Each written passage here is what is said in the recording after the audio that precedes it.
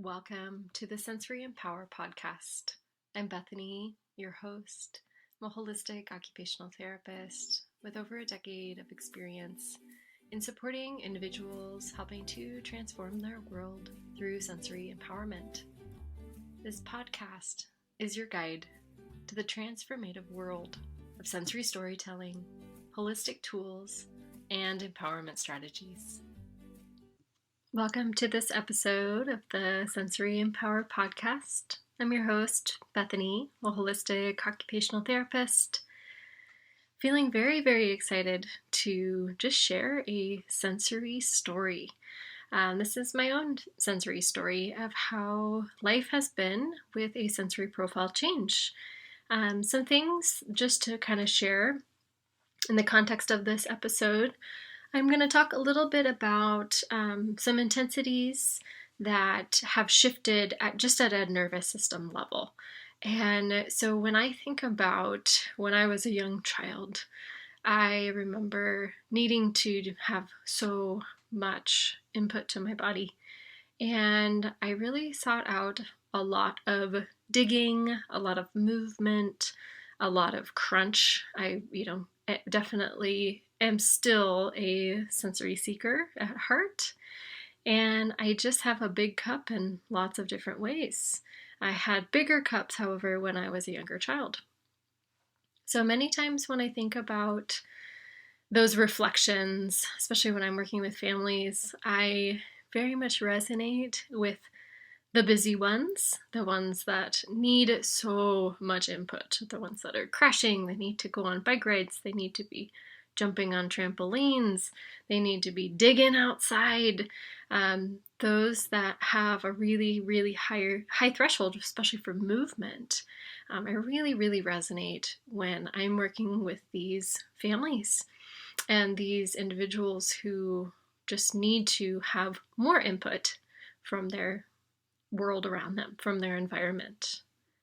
When I think about childhood, I grew up in a place that had a creek in the backyard. And I have so much gratitude for that nature space because it really built in from a really beautiful foundational level of nature is healing. And nature is something of curiosity. I really developed my sense of wonder when I was a young child, digging and looking at bugs and, sitting in the creek with my big boots on and digging and just searching. There was such a curiosity of the natural world and so much sensory exploration. My hands were messy, my clothes were wet. I was being able to, dig and get a lot of different movement when I was, kind of squatting in the creek with my little brother, searching for crawdads and little sucker fish that were on the bottom of the creek floor. And I vividly remember these experiences of just needing to have more. I was either, in a play squat position, digging, or I needed to go swim for a couple hours, or I needed to go bike ride for a couple hours. And even to this day, I still have that movement need of a bigger movement cup, so a bigger threshold where I am needing to fill my day with movement. And if I haven't gotten enough movement and gotten my wiggles out throughout the day, I'm usually a little bit more fidgety.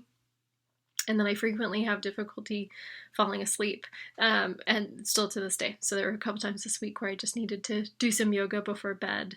I needed to, just ground myself with a weighted blanket and have some of that extra input from the environment through my joints, through, the deep pressure from the blanket to help just regulate my system to allow for me to move into that really calm state to prepare for rest.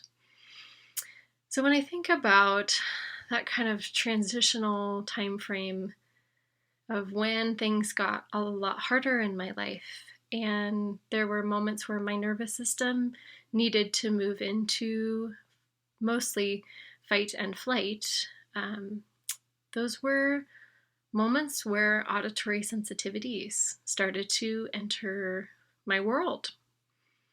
And I've always had a really big cup for auditory input. I would sing, I still sing all the time, but I could handle those louder environments. I could thrive as an extrovert, as a sensory seeker and an extrovert, being out in those public areas, maybe listening to really loud band. I didn't feel the need to cover my ears. I didn't have that like glazed over, almost moving into that state of freeze mode. I didn't experience any of these shifts in my nervous system when I was a younger kid. And I think from this nervous system perspective, I just give myself a lot of grace. And that's really why I'm sharing these sensory stories, because when we can move through with self-compassion and a deep empathy for others and how they process the world and how it might be, a little bit different than how we process the world. Having this baseline understanding can be so deeply powerful for connection and just a really beautiful way to understand those around us, understand ourselves a little bit better. And so things that have really helped to open up my self-compassion and the empathy for this sensory profile shift is kind of digging into things. Is, why? This curiosity of, well, why am I now having such auditory overwhelm? Why are these loud noises, or just even just like a larger group of people where the voices and different tones and different intensities of the tones, volume, of course, is definitely at play there as well with auditory pieces, but the different tones kind of echoing, and it's like this reverberation in a room sometimes where I'm just like, whoa, it just becomes too much, and I have a really difficult time filtering out what is the most important thing for me to focus on. What was the most important conversation? What was the most important directive that I'm really needing to hone in on and filter to identify, oh, this is the thing my brain really needs to focus on. So these are all new experiences, and I get to, from a holistic OT brain perspective, analyze the behind the scenes of why. So in my self-discovery and in doing some research, the topic of a Moro reflex, your startle reflex, this reflexive support system kicking in times of intensity or trauma in your life, or in my life in this case, it came in as a nervous system protector.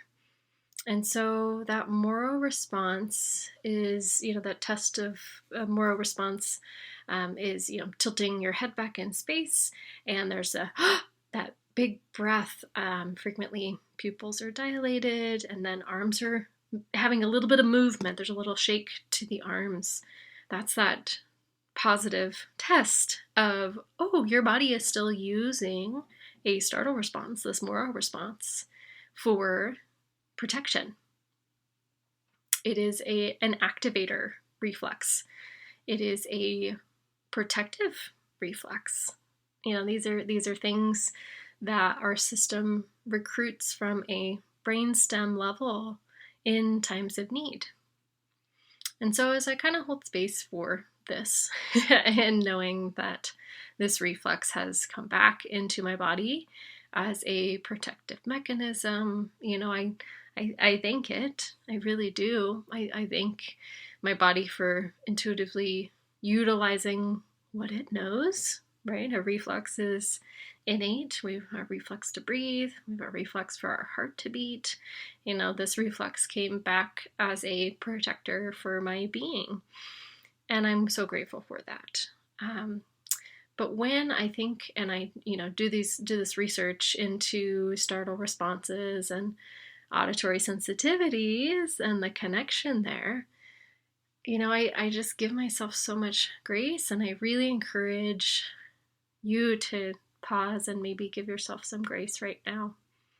And the self-compassion of when our body kicks into a defense protective mode, for whatever it may be, it is kicking in as a self-preservation. It's kicking in to support us, it's kicking in to protect us. And I invite you to take this concept of gratitude for that kind of pre-warning to our system. So that's kind of that first phase, is this acceptance piece. I accept that my body brought this, innate reflex back in. Thank you, body, for doing this. I deeply appreciate being protected, and having this rote system, kick in just to be a helper. And then that second phase, after kind of that acceptance piece, is the acknowledgement of now how things are different. And then that third phase is, what can we do about it? So the acknowledgement that I definitely had in this sensory profile shift to having a smaller cup with auditory input is the fact that I sat with confusion for quite some time in a few really overwhelming social situations. And I was just trying so hard to analyze, why am I so overstimulated? I used to be able to handle loud concerts. I used to be able to handle big groups of people, shouting, and just kind of the overall just increase in the volume of a room. I used to be able to filter out the most important information. I really was confused. And so with confusion, I'd like to do digging, right? I always am searching for new answers and explanations and, any correlations and connections. And that's where I, really started to feel empowered of just this understanding, right? I've got this understanding of, my system, pulled in the Moro reflex as a protective mechanism. So therefore, some of that piece is having the pre-warnings through making sure I am very aware of the loud noises because they might be a threat. And so my system has heightened these loud noises to make sure that they're very prominent and they're very clear, and nothing is,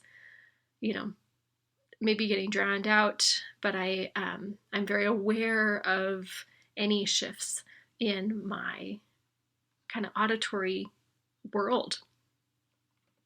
Any changes might be a sign of, something might be happening. Make sure you pay attention. And so as I kind of went down this curious rabbit hole of digging into, reflex integration and holistic auditory tools, that kind of goes into this third phase of beautiful understanding of how I can use tools to help shift. So some of the things that I am so deeply passionate about, which is why I've, created a membership program to support and train with these beautiful holistic tools. I am so deeply passionate about my one-on-one work with clients, is to be able to empower others to dig to the bottom of the nervous system and sensory responses and really start to get curious and start to find, with this kind of, playing, bringing in play and trying some new tools. Trying maybe EFT tapping with just breathing. Trying EFT tapping with using the I am affirmation statements that kind of supercharge that script to help. And being able to just deeply pause using mindfulness is also another very powerful tool in the just pondering. So as I notice in that moment of kind of that pause that we can bring into our world. Something's not quite right in my body. Something is starting to shift. Before I get fully into a state of dysregulation, I'm bringing in that pause, which helps with the curiosity. The pause also helps with and what can I do about it? That action to step, this third phase of taking action to recognize something is not quite right, and what can I do about it? So can I go do a 5-minute meditation? Can I go do a 4-minute breathing technique, noticing the shift that I feel? Can I go find a EFT script and go through and release this intensity through that meridian channel getting opened up to fully let go of what has been stuck? This intense feeling of, in this specific case, maybe auditory input. Can I release the overwhelm in my body by using some of these tools that we can so quickly bring to our awareness by having a resource, having this resource support through sensory self-care membership. There's a whole beautiful library with quick links that I've made, so you can save that page, have a list of 15, 20 quick link. Click, I'm going to do this 4-minute power tool activity, and notice how it shifts your system. Notice how it can bring from a state of dysregulation into calm and engaged. And so I just invite you to maybe just take a moment to wonder, what life would be like if you are regulated throughout the day. You have these tools that help you navigate any environment, whether it's overwhelming, it's an environment that you're really used to, or even very, brand new environments. What would life be like if you had these tools to help you feel empowered in all of these experiences that you move through as a human? And a human with a sensory system that might be changing from day to day. So I just invite you to bring some curiosity into how you process the world, and bringing in this empathy, this self-compassion, this depth of curiosity as we move through with just learning. We're learning about how our system is processing the world. And I think some of the very exciting things when I chat with members in my membership program is the relational pieces, where we can start to really pause and reflect on how is someone else perceiving the world right now versus how am I perceiving the world right now. So these are just a few sensory stories that I wanted to make sure to share as we go through brainstorming, curiosity, self-compassion, and empathy. Thank you for joining me on this sensory adventure through Sensory Empower, the podcast. Remember, empowerment begins with awakening your senses. Subscribe now and embark on a journey of self-discovery and transformation. Until next time, may your senses guide you towards a life filled with peace, joy, and empowerment. Because true empowerment begins with embracing your senses.